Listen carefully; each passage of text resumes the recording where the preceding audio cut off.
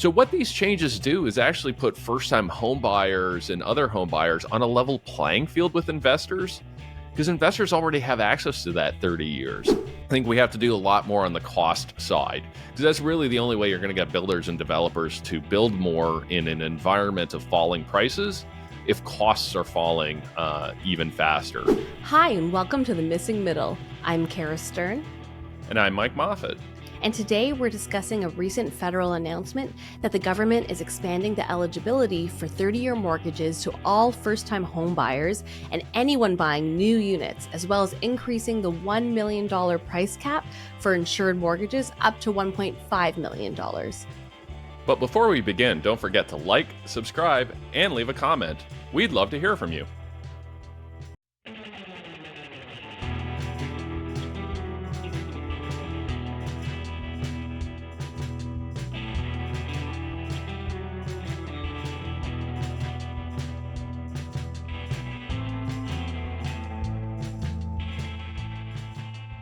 Mike, let's start off with, what are some of the changes that they announced? What's the big picture view of it?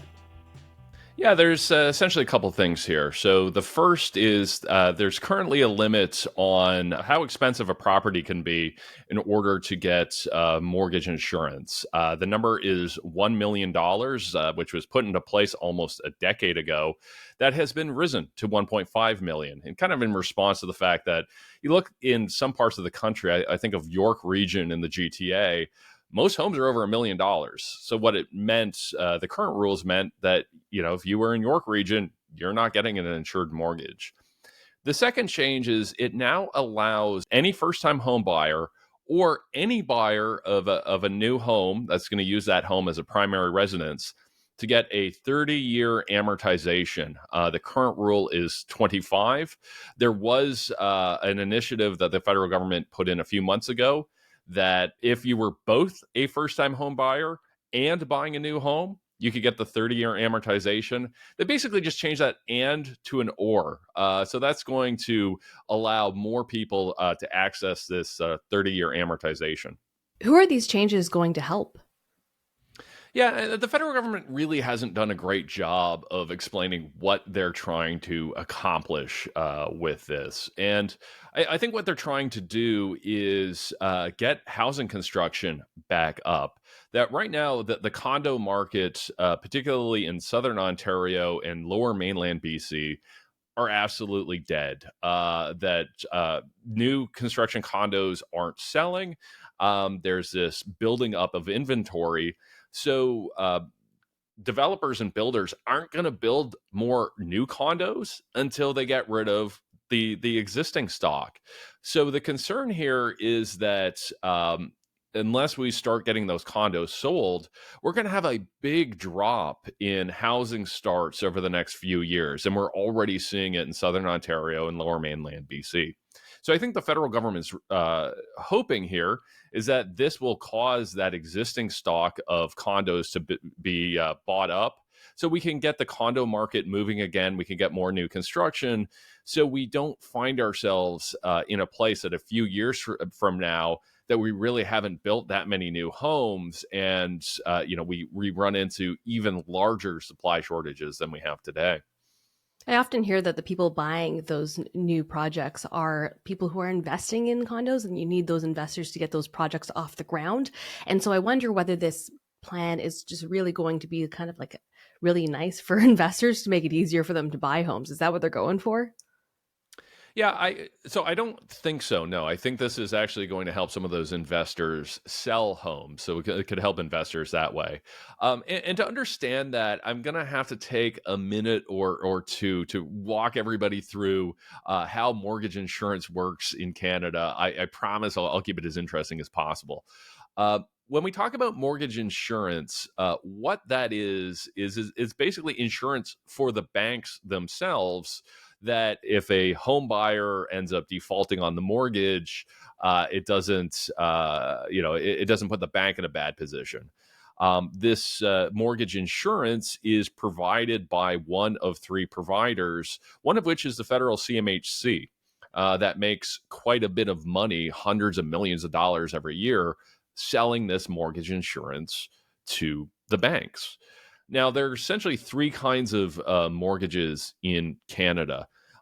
The first are insured mortgages. There are conditions on these, so it has to be for a primary residence. It has to be for a home that's worth less than $1 million, though that is now getting increased to 1.5 million. Um, and it allows the buyer to put down a down payment of like 5 to 10%. The second tranche is uninsured mortgages. They're basically the same as insured, but you have to put 20% down, and that allows you to bypass that insurance.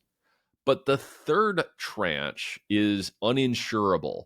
These are mortgages that don't qualify for mortgage insurance.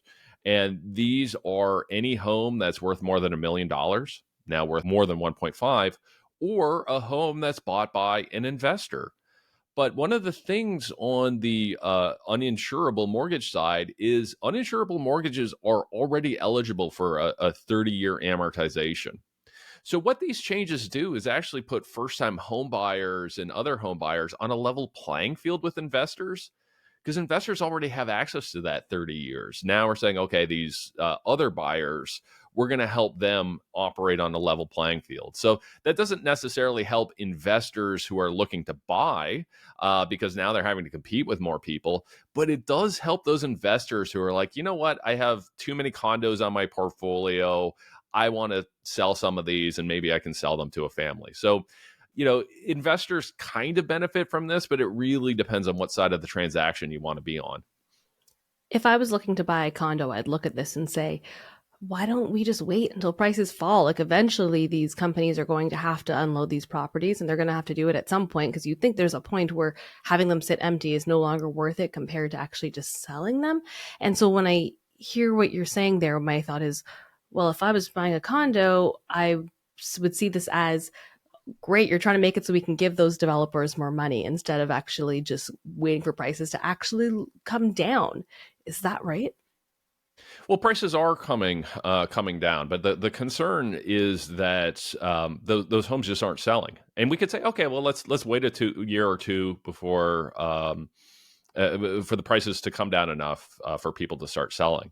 But that also means that that's a year or two where you don't have new construction. So the concern here is that if you don't have construction for a year or two, what's going to happen is once the economy gets better and rationalizes and people go back into the market, there's going to be no supply. So you can find yourself in a situation that you're like, okay, we're trying to get prices down in 2025, but in so doing, we create a massive price spike in 27, 28, 29. Right. So what government should be focusing on is not just, okay, let's try and ratchet prices down today, but it's actually about getting to a point of sustained affordability over time.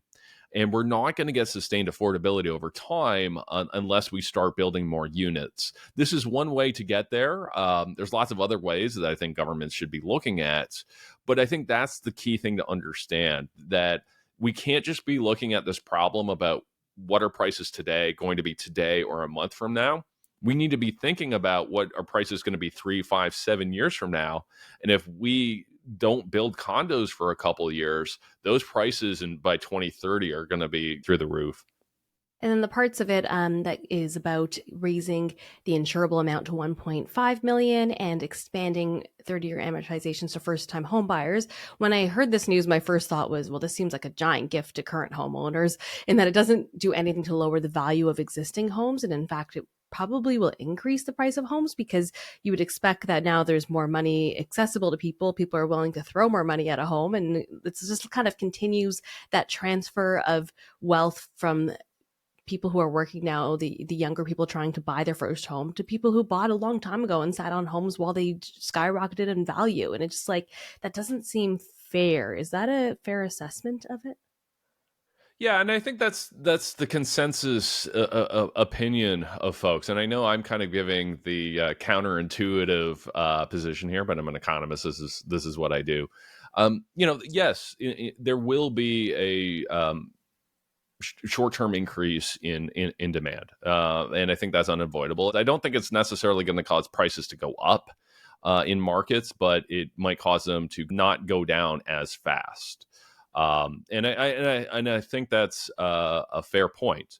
But again, I think we also have to take a long term perspective and go, okay, maybe prices don't fall as much this year, but if that allows us to get actual homes built, um, that's going to keep prices lower in the future. But I think it shows the challenge that government has here, right? Because it's trying to accomplish two things at once, and not just on this policy, but any policy, right? That we want better affordability, which is going to mean that prices and rents have to fall.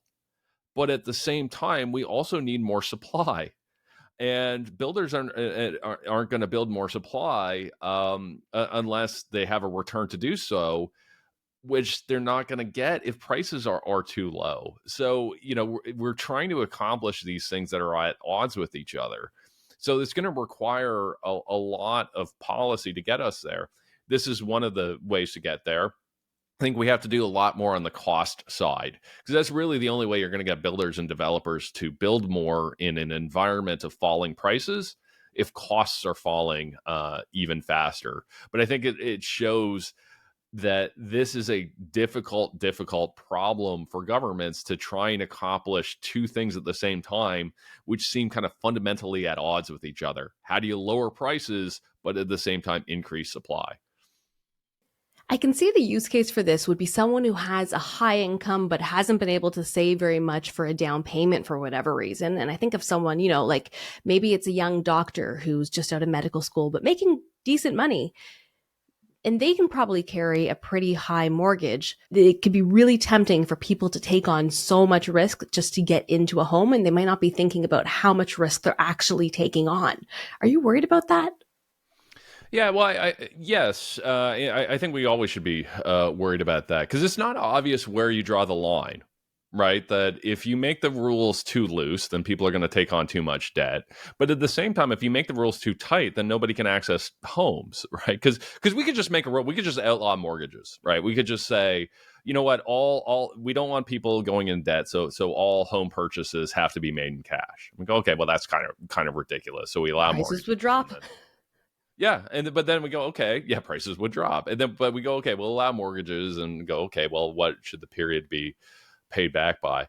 It's actually not young people I'm worried about, and again, this is kind of a counterintuitive position. It's never made sense to me that, like, let's say you're a 30-year-old buying a first home. Why should you have to have that paid off by the time you're 55? Right? You're going to be working hopefully until you're 65 or so, right? So it's kind of weird that we require younger people to have the home paid off well before they're retired. But a person like me, like I'm 47, I could go out and get a 25-year mortgage, despite the fact that I'm going to be paying that off until I'm 72. Don't make me do math here, and probably retired for a few years. So actually, I worry about older people getting themselves into trouble, right? There's a big difference if you're taking out a mortgage at 30 than if you're taking out one at 60. So, I've always believed that, mortgage duration should actually be based on your age. I know that's fundamentally kind of hard to implement policy wise, but yeah, again, it always seems strange to me that we require younger people to have their mortgages paid off well before they've retired, but we don't make the same requirement of older people. It seems like you like most of what's being announced. Is there anything that you see as a downside? Yeah, there's actually one thing I don't like about all of this, and I would have made these changes time limited. I would have said, okay, this only applies for say the next 3 years. Partly because I think we should just always analyze the effect of any change, and this has the potential of boosting home prices more than we want. So it would make sense to study that and kill that. But the other thing I worry about is, like, I'm not that concerned right now that a change like this is going to overheat the housing market, right? Just because the housing market is so soft right now in most parts of Canada, prices are going down, et cetera, et cetera. But that might not be the case 3 to 4 to 5 years from now, right? We might have a very hot housing market, and then having these looser rules might not be appropriate. So, had I written the rules, that would have been the one change I would have made. This is the one thing I really don't like about this change, is that it's structured as a permanent change. I would have preferred to see it as being a temporary change to deal with this soft condo market, rather than going, okay, this is going to be the rule going forward until, one day we decide to change it. You and I have talked a lot about how both of us are quite concerned with what happens in a country where people just don't have hope. And I wonder whether this changes anyone's sentiment about whether they have any hope of being able to afford the life that they want to have. What do you think? Yeah, I would say no. And in fact, I think, although I like these changes, I don't think that they're actually going to be that popular with Canadians, particularly younger Canadians, because I think a lot of younger people are going to go, oh, okay, great, I got an extra 5 years of debt. Thank you, government. So even though I see this helping in the long run, just based on the sentiment I've seen on social media and other places, yeah, I don't think young people are going to be applauding the government, even though, again, personally, I like this move. So, as somebody who's closer to a young person than I am, I got to ask you the same thing. What do you think the response will be to this? I think a lot of people are responding, like you said, like feeling like, oh, great, I can take on more debt. But then there's also going to be people, especially the ones who are kind of at the margins right now, who are like, oh, maybe this will actually help me afford a home. I know a lot of people who are looking for homes. They often look at that $1 million cutoff because of the insurance and their ability to access the kind of lower rates when you have an insured mortgage, and to maybe put less than 20% down. And I think if they increase it to 1.5 million, they might feel a little more hopeful that they can find something that suits them in the long term, because like, depending on where you are in this province and in this country, there's lots of places where like under $1 million isn't going to get you something that is suitable for what you're looking for. But at the same time, it does feel like a lot of times this local government, when they've tried to help first-time homebuyers, has been a lot of like increasing demand, kind of that side of it, where they're doing things to try to help people be able to kind of get into the real estate party that everyone else has been enjoying for a long time, being like, come on in, we'll help you get in. I would rather see them try to fix it. And I guess they need to be loud about the kinds of things they're doing on the supply side of it if they want to drown out the sense of hopelessness that people are getting when they go, oh, great, I'll just be in debt for longer and I'll take on even more. And I'll be able to give this person who bought 30 years ago and been able to make so much money just sitting on their home, like, great, I guess I can help them cash outs for their retirement. Like, you're making it easier for me. Thanks, government. Yeah, no, I absolutely. I do have some sympathy for the government here, because I see a lot of opposition to this policy. And I understand where the opposition is coming from. And when we look at the federal government, people get upset with the federal government for two things, right? The one is that they interfere in provincial jurisdiction. People don't like that.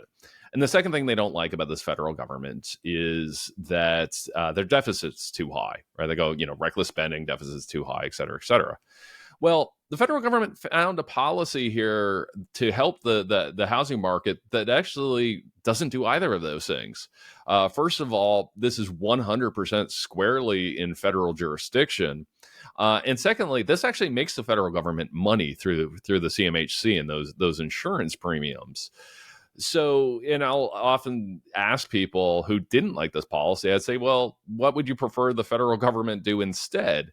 And invariably, they give me an answer that stomps on provincial jurisdiction and costs billions of dollars. And I would just sit there go, like, guys, pick a lane here, right? Either we want a federal government that balances the books and respects federal jurisdiction, or one that's one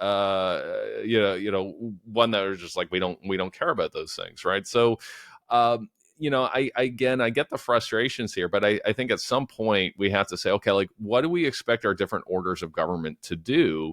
And if we're really expecting our federal government to balance the books and respect federal jurisdiction or provincial jurisdiction, these are the kind of moves that they have left. They don't have a whole lot left that on the supply side that isn't, again, going to stomp on the provinces or cost tons and tons of money. Thanks so much for watching and listening. And thanks as always to our producer, Meredith Martin. And speaking of Meredith, you two just released a podcast this week. So could you tell us all about it? What's it about? It's called the Ag Podcast. It's hosted by Crystal Mackay, who I very quickly learned everyone who works in Canadian agriculture or farming knows her. It's just like, I don't know how that works, but everyone knows her. And we had a lot of fun producing it. Meredith and I helped to make these episodes that are really about conversations and about the challenges and opportunities that farmers and their communities are facing right now. Episodes are going to be released every Tuesday, both on YouTube and in audio form, wherever you get your podcasts. And the first one's out this week, and we're so excited about it. So if you're interested in farming and agriculture, please take a listen. I'm excited as well, so I'll be tuning in. And if our listeners have any thoughts about agriculture or about the new mortgage rules, please send us an email at missingmiddlepodcast@gmail.com. And we'll see you next time.